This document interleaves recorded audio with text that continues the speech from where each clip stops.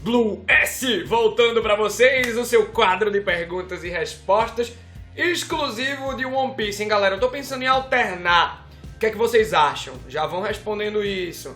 Semana que vem o quadro de perguntas ser sobre My Hero Academia, depois Black Clover, depois One Punch Man, depois Hunter x Hunter, aí volta pra One Piece, a gente pode fazer de Jujutsu Kaisen também. Quero muito essa opinião de vocês. Tava com saudade de escutar o fandom, eu tirei férias desses quadros de previsões e respostas. Já adianto que o quadro de previsões de One Piece, especificamente, vai voltar na próxima terça, beleza? Então eu conto com vocês, compartilha esse vídeo aí e vamos lá, né? É um aquecimento para o capítulo 1005, no caso desse vídeo de perguntas e respostas, né? Que tá saindo agora no dia 25 de fevereiro de 2021. Estamos aí no aguardo do capítulo 1005. Eu tô bastante empolgado. Olha só, dá like nesse vídeo, se inscreve aqui no canal, que isso é muito importante pro meu trabalho. E clica no sininho sempre que chegar aqui no YouTube. Verifica se o sininho do All Blue tá ativado, porque às vezes o YouTube desativa, e configura o teu sininho para receber todas as notificações. A primeira pergunta de Guilherme Kimi. Já sabemos que a Perona consegue tirar a felicidade, a animação de uma pessoa com os seus Negative Hollows. Mas também podemos interpretar que os Negative Hollows tiram a força de vontade de alguém, já que os afetados ficam depressivos e sem vontade de viver. Será que a Perona conseguiria anular o hack de um usuário temporariamente, já que o hack é a manifestação da força de vontade de alguém? Essa pergunta do Guilherme é bem boa, porque faz a gente pensar nos cenários bem diferentões, né? Pra mim, o poder da Perona, ele é tão apelão quanto o da Sugar. Não, peraí, o da Sugar é mais apelão, né? Ela toca na pessoa, a pessoa vira brinquedo, automaticamente todo mundo esquece daquela pessoa. A pessoa que virou brinquedo tem o seu poder bastante reduzido. Então, fica pensando no cenário da Sugar tocando no Shanks. O Doflamingo coloca a Sugar de surpresa no navio do Shanks, sei lá, faz ela se passar por alguém que tá voltando da guerra com fome, o Shanks se compadece, ela vai, pô, na cara dele, o bando do Shanks esquece dele. Imagina o caos, velho. Em Shingeki no Kyojin, tem um exército lá do Oriente Médio que é enganado pelo exército marleyano usando a Gabi, que é uma criança.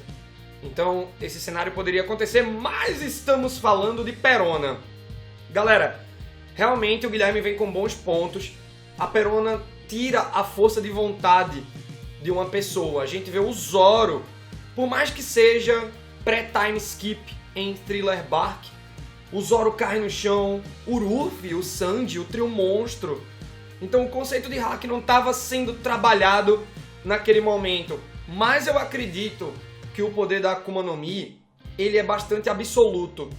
Quando ele tem essas características extracorpóreas de transformar terceiros. Então, fico me perguntando se um hack do armamento poderia impedir os fantasminhas de passar pelo corpo, ou um hack da observação, no mínimo poderia fazer um Heiri, um Shanks, um Kaido desviarem dos fantasmas da Perona e estaria tudo resolvido. Mas se a Perona pega um Kaido de surpresa, a função do fruto é deixar ele depressivo. Será que o Kaido já conheceu alguém com o Horo no Mi da Perona? Porque isso deve explicar, né, as tentativas de suicídio. Passaram tantos fantasmas pelo corpo dele que ele ficou, né? Pô, o Usopp, ele aguenta os fantasmas da Perona, porque ele é pessimista. É o predador natural dela, ela até faz aquela cara de God Enel e tal.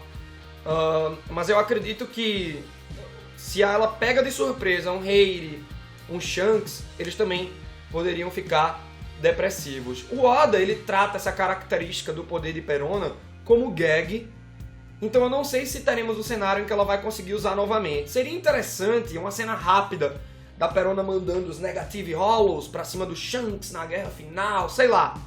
E a gente vendo uma demonstração de como o Shanks poderia evitar aquilo, ou se ele não evita, como é que ele poderia resistir ao efeito do poder dela.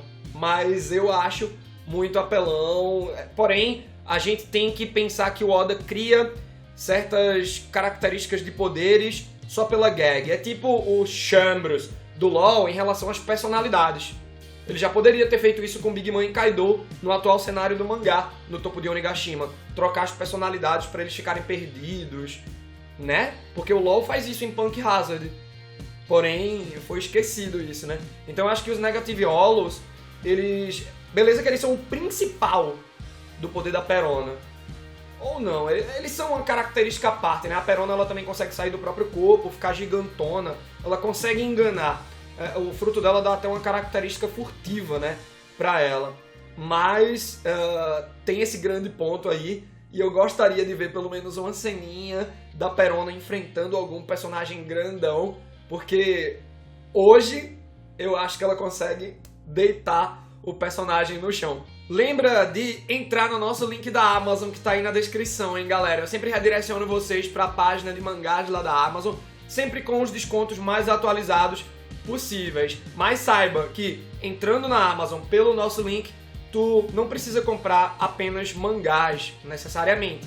Tu pode comprar um livro, um jogo, um filme que, entrando pelo nosso link, a Amazon dá uma comissão pra gente sem nenhum custo adicional pra tu. Então tu compra tuas coisas, completa tuas coleções e ainda ajuda o All Blue. Próxima pergunta! Nicolas FL. O que achou da voz do Oden no anime?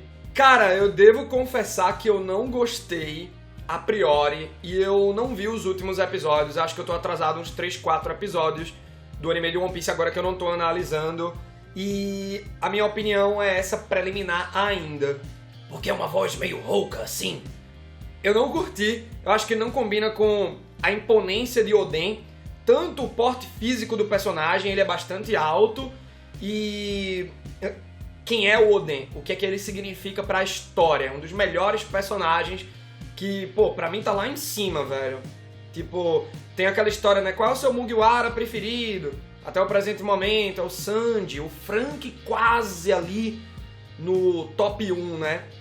O Frank é o meu segundo Mugiwara preferido. Mas quando você pega personagem preferido de todo o One Piece, pô, tá lá em cima. Oden, Ruffy, Roger, são personagens que transformaram o meu ser, o Oden, recentemente, e eu, transformado por eles, quero ser melhor pro meu público aqui no All Blue, porque eu sou um cara apaixonado, eu vejo romance nas coisas, e principalmente no meu trabalho aqui no All Blue, então eu gosto de passar essa carga que eu recebo do Ruffy, do Oden e do Roger pra vocês. E aí eu tava pensando que a voz do Oden seria uma coisa mais assim, mais altiva, né? Mas não foi. É uma voz meio rouca, então eu tô achando meio atrapalhada a voz dele. Mas vamos ver, de repente a gente se acostuma. Eu acho que tudo é questão de costume. Eu lembro quando a gente falou de Perona, né, na primeira pergunta do Guilherme, em Thriller Bark eu estranhei muito a voz do Gecko Moria. E eu fiquei pensando, né, a do Hogback, que por acaso é o mesmo dublador do Orochi, fiquei louco com a voz do Hogback, porque era uma coisa... Ele tava falando fós, não é, Sindri-chan? Eu adoro essas camadas, essas nuances na voz do Hogback. Eu fiquei pensando, pô, a voz do Hogback poderia ter sido do Gecko Moria e a voz do Gecko Moria poderia ter sido do Hogback. Mas hoje, eu nem penso desse jeito. Eu acho bastante pertinente onde estão aquelas vozes. Eu acho que a voz do Gecko Moria combina com ele hoje em dia. Comecei achando chato, hoje curto bastante, então tomara que isso aconteça com o Oden. Vou me atualizar nos episódios do anime e aí eu conto pra vocês se essa minha opinião mudou. Enel Flamenguista. Fala, capitão. Eu tenho pensado a respeito da ilha Roadstar.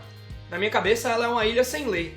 Só piratas extremamente fortes, pois tiveram competência e chegar até lá. Ficam por lá.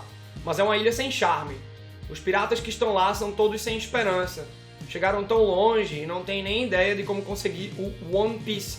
E por não quererem recuar, ficam por lá, sem nenhuma força de vontade. Eu acho que seria um ponto de reafirmação legal para o personagem do Usopp, que não tem um objetivo concreto na jornada e tem muito medo e receio nas coisas. O que é que tu acha que tem nessa ilha? Primeiramente, devo confessar que adorei o seu apelido Enel Flamenguista. Deve estar ansioso, hein?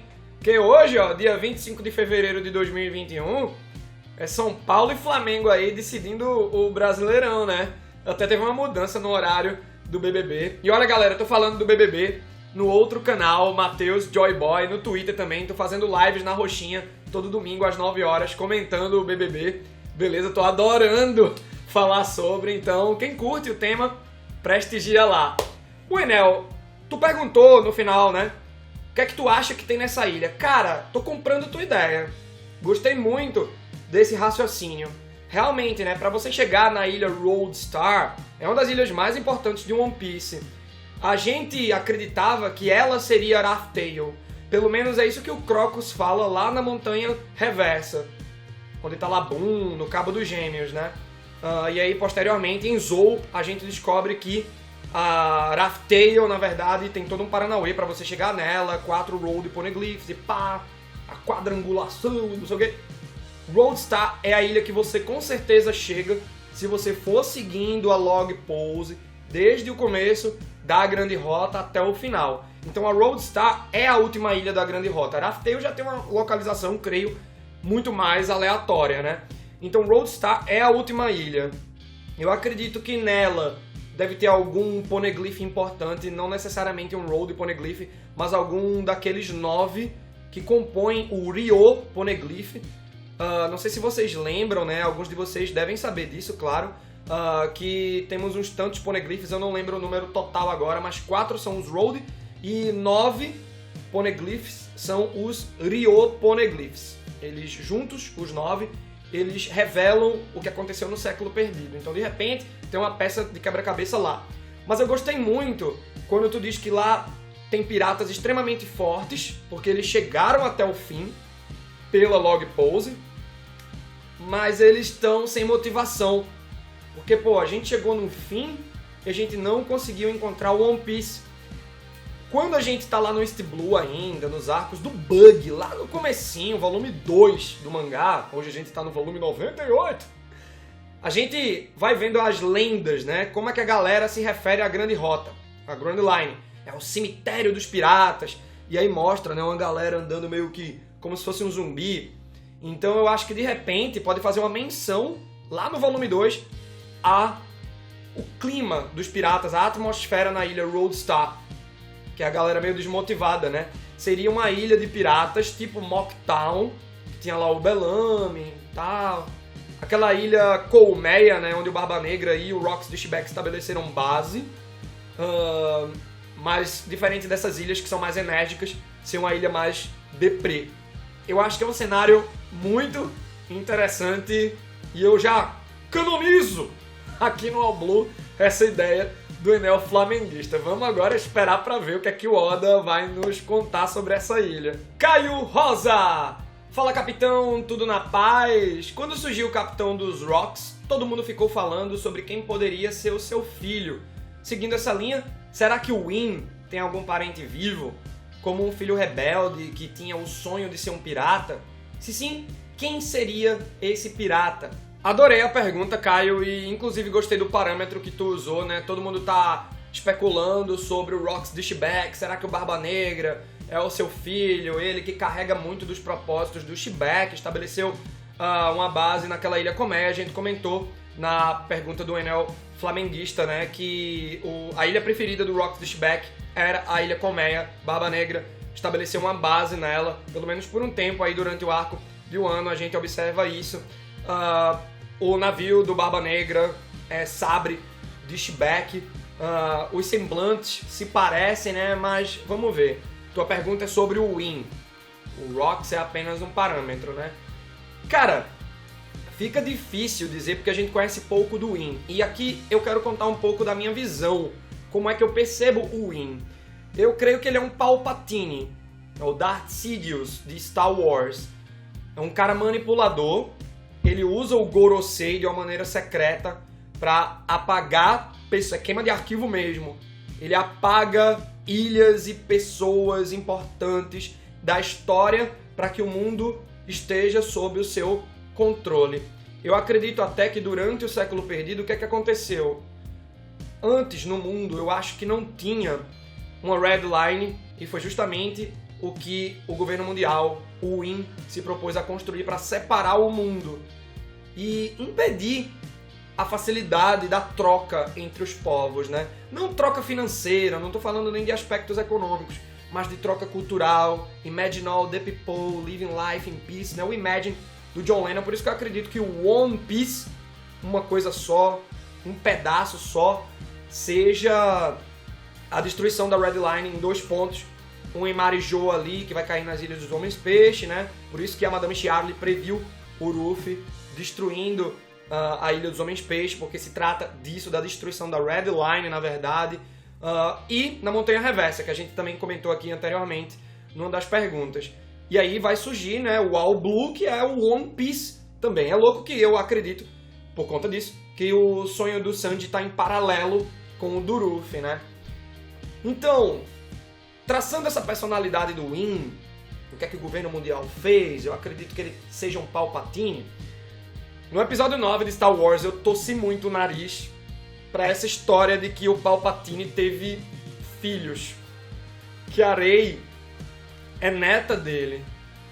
E aí, eu fico pensando, se o Win seria um Palpatine na minha cabeça, também não vejo ele tendo filhos.